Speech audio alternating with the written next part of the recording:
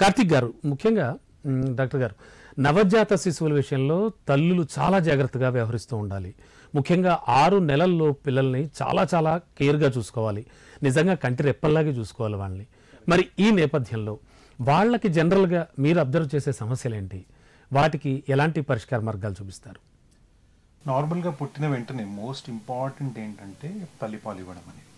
So తల్లిపాలు అనేది మొదటి 6 నెలల వరకు దాన్ని ఎక్స్క్లూజివ్ బ్రెస్ట్ ఫీడింగ్ అంటాం. అంటే తల్లిపాలు తప్ప నీళ్లు కూడా అందించాల్సిన అవసరం లేదు. ఎందుకంటే తల్లిపాలలో అంత అవసరమైన న్యూట్రియంట్స్ కానివ్వండి, ఎసెన్షియల్ కాంపోజిషన్స్ అన్ని ఏదైతే అవసరం మనకి తల్లిపాల ద్వారా లభిస్తుంది. కాబట్టి తల్లిపాలు తప్ప ఎటువంటి ఆహారం అందించాల్సిన అవసరం లేదు. ఇది గ్రహించాల్సిన అవసరం చాలా చాలా ఉంది.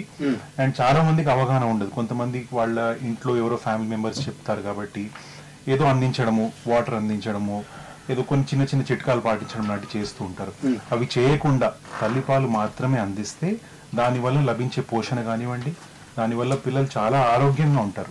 ఇది నేను చెప్పడమే కాదు, చాలా రోజుల నుండి చాలా స్టడీస్ లో ప్రూవ్ అయింది. కాబట్టి ఇది ముఖ్యంగా గమనించాల్సిన ఒక విషయం.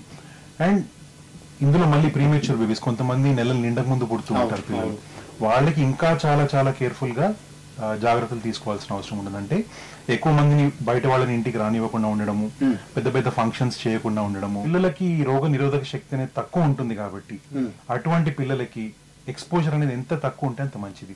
అంటే క్రౌడ్ కి ఎక్స్పోజ్ అవ్వకుండా ఉండడం, బయటికి ఎక్కువ వాళ్ళు వెంచర్ చేయకుండా ఉండడం, ఇవన్నీ చేస్తే డెఫినెట్లీ ఆరోగ్యంగా ఉంటారు.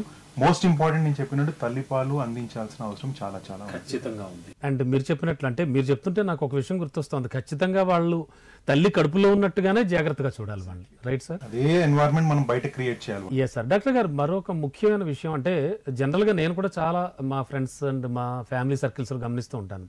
అంటే పుట్టిన పిల్లలకి వెంటనే డేస్లో ఉన్న బేబీస్కి జాండీస్ వస్తాయని చెప్పేసి వింటూ ఉంటాను. ఏమిటివి అంటే, ఎందుకు వస్తాయి?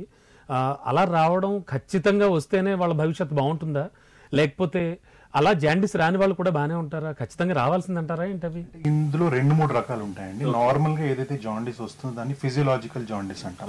అంటే ఇది ఒక నార్మల్ జాండీస్. ఇందులో మళ్ళీ ముఖ్య పాత్ర ఏది వహిస్తుందంటే తల్లికి సంబంధించిన బ్లడ్ గ్రూప్. తల్లి ఒకవేళ ఓ పాజిటివ్ బ్లడ్ గ్రూప్ ఉన్నా, లేదా ఓ బ్లడ్ గ్రూప్ ఉన్నా కానివ్వండి, పిల్లవాడు లేదా పాప ఏ గాని బి గాని ఉంటే ఆ బ్లడ్ గ్రూప్ డిఫరెన్స్ ఉండడం వల్ల అటువంటి పిల్లలకి కొంచెం ఈ జాండీస్ లెవెల్ అనేది ఎక్కువగా వచ్చే అవకాశాలు ఉంటుంది. అందులో కూడా మనకు రోజులు బట్టి అండ్ దాని లెవెల్స్ బట్టి డిసైడ్ చేస్తాం. అంటే ఫర్ ఎగ్జాంపుల్ 5వ రోజు బేబీకి 15% ఉన్నా కూడా దానికి మనం ఎటువంటి ట్రీట్మెంట్ ఇవ్వాల్సిన అవసరం లేదు. కరెక్ట్ టైంకి ఫీడింగ్ చేస్తే సరిపోతుంది. కార్తిక్ గారు, ముఖ్యంగా పిల్లలు పుట్టిన తర్వాత వాళ్ళకి పర్టికులర్ ఏజ్ వచ్చే వరకు కూడా ఇమ్యూనైజేషన్ అంటే టీకాలు, అంటే వ్యాక్సినేషన్స్ అనేవి చాలా చాలా ఇంపార్టెంట్ అంటారు. మరి వ్యాక్సినేషన్కి మధ్యకాలంలో ఏ చిల్డ్రన్ హాస్పిటల్కి వెళ్ళినా కూడా ఒక చార్ట్ ఇచ్చేస్తున్నారు, దాని ప్రకారం మీరు వేయించుకోవాలంటారు. సరే, what ever they charge, okay. అంటే ఈ వ్యాక్సినేషన్స్ అనేవి పిల్లల జీవితం మీద ఎలా ఎఫెక్ట్ పడతాయంటారు? వాటి వల్ల ఎప్పుడు అన్ని ప్లస్లేనా? అందుకే వేస్తారా వ్యాక్సినేషన్స్? వ్యాక్సినేషన్స్ వల్ల పిల్లవాడి ఆరోగ్య భవిష్యత్తు చాలా బాగుంటుందని ఖచ్చితంగా చెప్పచ్చా? అబ్సల్యూట్లీ. ఎందుకంటే చూడండి, vaccination again for example recent గా మనం ఏదైతే పాండమిక్ నుండి మనం బయటికి వచ్చామో ఆ టైంలో మనం వ్యాక్సినేషన్ కోసం ఎంత తప్పించిపోయామనేది ప్రపంచం మొత్తానికి తెలుసు. సో సింపుల్ గా ఏంటంటే ఇవన్నీ కూడా టైం టెస్టెడ్, చాలా ట్రయల్స్ అయిన తర్వాతనే రిలీజ్ అవుతాయి వ్యాక్సిన్స్. సో సేఫ్టీ పరంగా మీరు చూసారంటే 100% సేఫ్, 100% ఎఫెక్టివ్. సో ఒకటి గమనించాల్సిన విషయం ఏంటి, గ్రహించాల్సిన విషయం ఏంటి అంటే పేరెంట్స్ వ్యాక్సిన్ వేస్తే ఆ జబ్బు రాదు అని కాదు. సో వ్యాక్సిన్ బేసిక్ గా ఎందుకు ఇస్తామంటే, వ్యాక్సిన్ అనేది మనం బాడీలో ఇండ్యూస్ చేసే ఇమ్యూనిటీని ఇండ్యూస్ చేస్తాం అనమాట. అంటే ఆర్టిఫిషియల్ గా ఒక జబ్బుని మనం క్రియేట్ చేసి అందులో యాంటీబాడీస్ తయారు చేస్తాం. సో దట్ న్యాచురల్ గా ఇన్ఫెక్షన్ వచ్చినప్పుడు ready to fight that infection. Already antibodies ఉంటాయి, సో దే విల్ ఫైట్. చాలా మంది అడుగుతారు, చికెన్ పాక్స్ వ్యాక్సిన్ వేసాము, చికెన్ పాక్స్ మా బేబీకి వచ్చిందని. చికెన్ పాక్స్ ఖచ్చితంగా వస్తుంది, బట్ చికెన్ పాక్స్ కి సంబంధించిన కాంప్లికేషన్స్ వ్యాక్సినేషన్ వేస్తే రావు.